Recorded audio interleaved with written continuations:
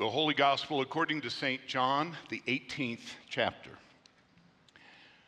Then Pilate entered the headquarters again, summoned Jesus, and asked him, "Are you the king of the Jews?" Jesus answered, "Do you ask this on your own, or did others tell you about me?" Pilate replied, "I'm not a Jew, am I? Your own nation and the chief priests have handed you over to me. What have you done?" Jesus answered, "My kingdom is not from this world. If my kingdom were from this world, my followers would be fighting to keep me from being handed over to the Jews. But as it is, my kingdom is not from here." Pilate asked him, "So you are a king?" Jesus answered, "You say that I'm a king. For this I was born, and for this I came into the world, to testify to the truth. Everyone who belongs to the truth listens to my voice." The gospel of the Lord. What is truth? That's actually the next verse, verse 38. Pontius Pilate looks at Jesus and says, "What is truth?" And what does Jesus say in return? Nothing. He doesn't answer the question. Truth is a difficult topic. Philosophers have been discussing truth from the very beginning of time.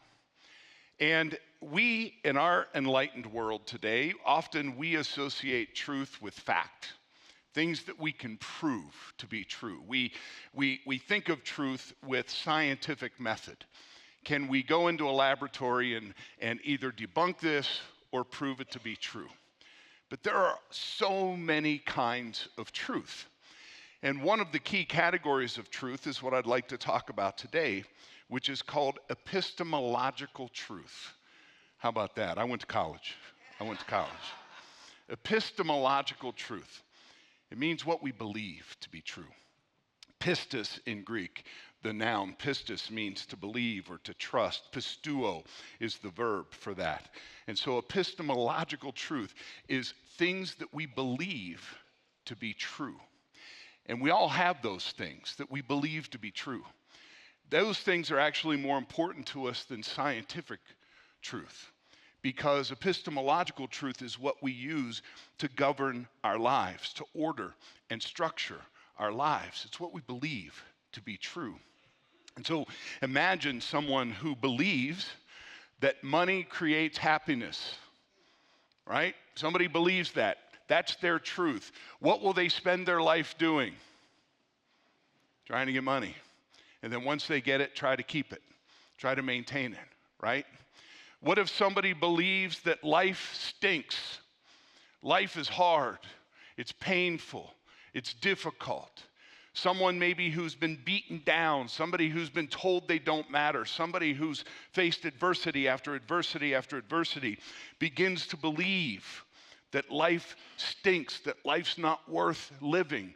How will they feel? Pretty miserable. Pretty miserable. Psychologists have said that it's not what happens to us in life that matters, it's how we take it. It's what we believe that matters. It's what we believe to be true that matters. And Jesus is standing in front of Pontius Pilate here. He's been brought by the religious leaders. By the way, when you read the fourth gospel, which is the Gospel of John, and you hear the Jews, we're not talking about all of the Jewish people. He's talking about the religious leaders, right? The religious leaders. If it was being written today, it would say popes and bishops, right? That kind of thing. It wasn't all of the Jews. We can't use the fourth gospel for anti-Semitism. We need to remember that the author's talking about the religious leaders who were at odds with Jesus. So Jesus is in front of Pilate, and Pilate's asking him, "Are you a king? Are you a king?" And Jesus asks him, "Why are you asking me this? Have you seen me? Have you heard me speak? Have you seen me feed the hungry and raise the dead and heal the sick? Have you seen these things for yourself, or did somebody else tell you that I'm a king?" And Pilate backs up and he says, well, wait a minute, I'm a Roman, I'm not Jewish, and it's your own people who brought you to me. They're saying that you're saying you're a king. And Jesus says, I'm not the kind of king that you're thinking about. You see, Jesus is testifying to a different reality than the world. What the world wants to do is the world wants to create hierarchy. The world wants winners and losers. The world wants some people at the top and some at the bottom. The world wants power and control. Weapons and violence are used to get and to maintain power and control. And Jesus knows that if he's labeled as a king, he's going to be labeled with the world's way of doing things. But he's speaking to a different truth. He's not speaking to the world's truth that's deadly, that's divisive. He's speaking to God's truth. Jesus says, my kingdom's not from here. In my kingdom, there are no hungry people. In my kingdom, there is no war. In my kingdom, nobody's pushed to the fringes. In my kingdom, there isn't a top and a bottom. In my kingdom, all people are loved and valued as children of God. In my kingdom, every single human being is free to be everything that God created them to be.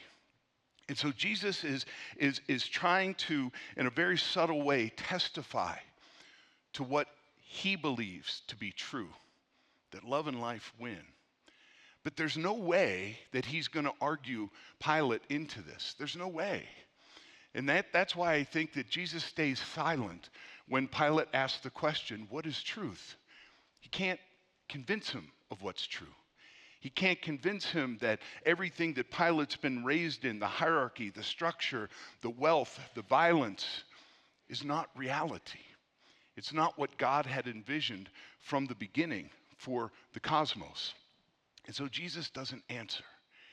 Instead, what I think Jesus does is he goes out and he shows Pilate. He shows the world truth. He's attacked. Pilate orders him to be beaten and crucified, and Jesus doesn't attack back. While he's being wounded, he doesn't wound back, either with his fists, with his followers, or with his words. As Jesus is being wounded, he's continuing to testify and reveal his kingdom, to reveal what is really true in our world, that love and life win. When Jesus was crucified, there was a centurion at the bottom of the cross. A centurion is a Roman official who's in charge of 100 men, 100 soldiers. This centurion had crucified loads of people, and he watched as Jesus died, and Jesus loved the people who were killing him. He prayed for those who drove the nails through his hands and his feet. He loved his mother and beloved disciple at the foot of the cross. He loved the two men who were dying beside him.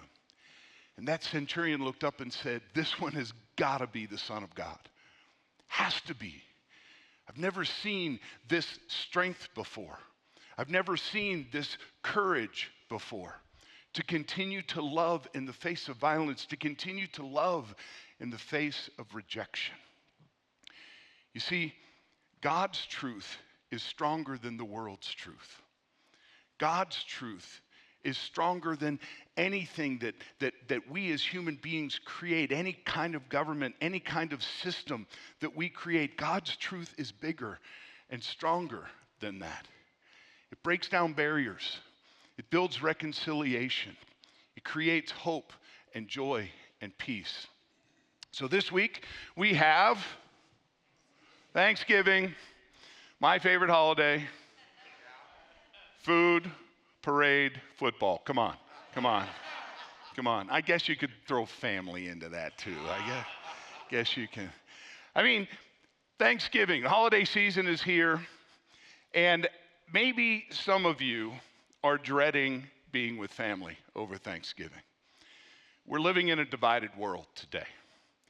Maybe there are people in your family that you've been sideways with for a while, that you've stopped reading their social media posts. You don't call them or talk to them anymore, and you're going to be eating stuffing together, right? This is a wonderful opportunity to show people that love and life win.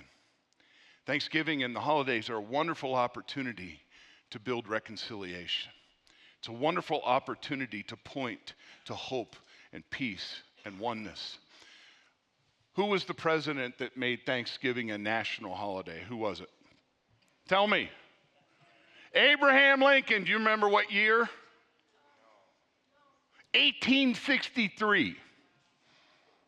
What was happening in America in 1863? The worst thing ever to happen to our country. I mean, slavery's tied into that. Slavery's the worst thing that ever happened in our country. And the Civil War was fought because of slavery. We had not just states fighting states, we had brothers fighting brothers. If you look at states like Tennessee, some people in Tennessee fought for the North and some people fought for the South. It was a horrific war. It was brutal. It was violent. And it wasn't just bad because of the bullets and the bombs. It was bad because of disease. A lot of soldiers died from disease, died from hardship. It was a horrible, horrible time in our country. And Abraham Lincoln said in November of 1863, we're going to pause for a day of thanksgiving to give thanks to God for the blessings we have in our lives. Wait a minute. Why would you pause during such a horrific time for gratitude, to give thanks? You can see that Lincoln is operating out of a different truth than the way the world is operating at that time. He's saying, yes, things are hard. Yes, things are difficult. But what we need is hope. We need to be able to pause and look away from the bad for a moment so that we can see the blessings in our lives.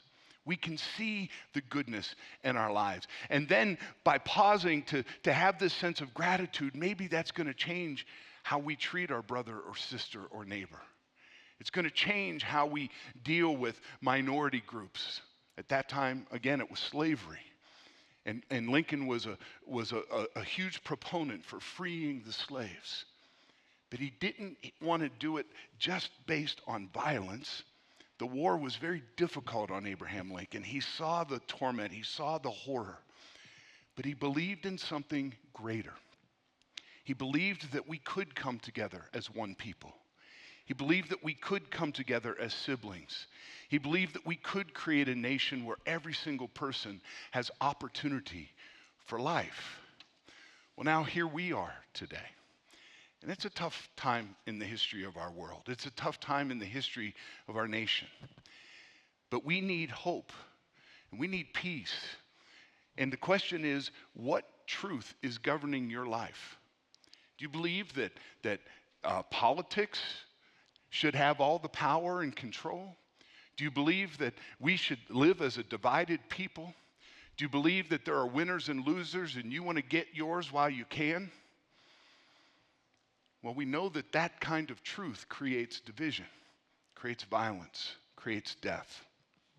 We at Abiding Hope, we want to be a congregation that's revealing to the world God's truth of love, forgiveness, compassion, service, gentleness, generosity. We want to be a congregation that isn't beginning to cower because we see the violence and the unrest and the divisions in our world, but instead we stand up. We lean in. We create reconciliation where there was division. We create hope where there was despair. We create peace where there was violence.